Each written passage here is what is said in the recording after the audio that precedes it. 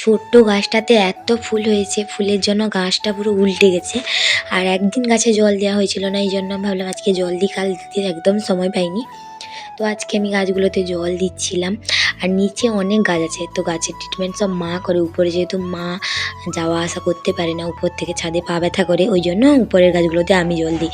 আর সোনাইও দেখো জল দিচ্ছে। আর আমাদের বাড়িতে কিন্তু সবাই খাওয়া দাওয়ার পর দুপুরবেলা ঘুমায়, যেহেতু ছোটোবেলা, এই জন্য আমি ঘুমাতে একদম সময় পাচ্ছি না। আর সোনাইকেও ঘুম পাড়াইনি। তো মেয়ের আমার ইচ্ছে হলো এদিকের গাছগুলোতে সে জল দিচ্ছিলো, আমি ওদিকের গাছগুলোতে জল দিচ্ছিলাম। তো জল টল দিয়ে নিচে এলাম, নিচে এসে রাতের রান্নার প্রিপারেশান করলাম। এখন 4:30 বাজে। তো ময়দা মাখিয়ে রেখে দিলাম, রাত্রে লুচি হবে আর আলু দিয়ে চানার তরকারি হবে, সব করে রেডি করে রেখে দিলাম। একটু রেস্ট নিব।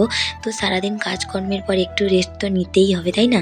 কাজকর্ম শেষ করে ফ্রেশ হয়ে এলাম। আর এখন বাজে 4:30 মতো বাজে, একটু রেস্ট নিব। তো তারপর উঠে রান্নাবান্না করব।